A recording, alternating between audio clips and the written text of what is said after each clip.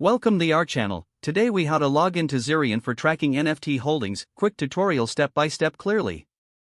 To begin, open your preferred web browser. In the address bar, type in the URL for Zerion. Press the Enter key to navigate to the Zerion homepage. Look for the Login button in the top right corner of the page. Click on the Login button to proceed. You will be directed to the login screen. Here, enter your registered email address in the first field. Next, input your password in the second field. After entering your credentials, click on the Login button. If your information is correct, you will be redirected to your Zerion dashboard. On the dashboard, locate the section for NFT holdings.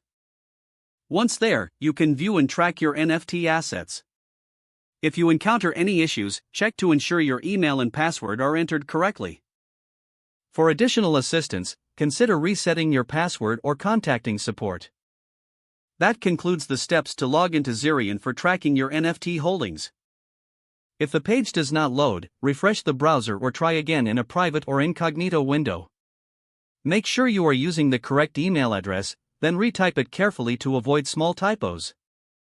If your password is not accepted, use the reset option and create a new strong password you can remember. Check your spam folder for verification or security emails, then complete any requested confirmation steps. Enable two-factor authentication if available to improve account security and reduce unauthorized access risk. After signing in, review your profile details so your contact information and settings are accurate and current.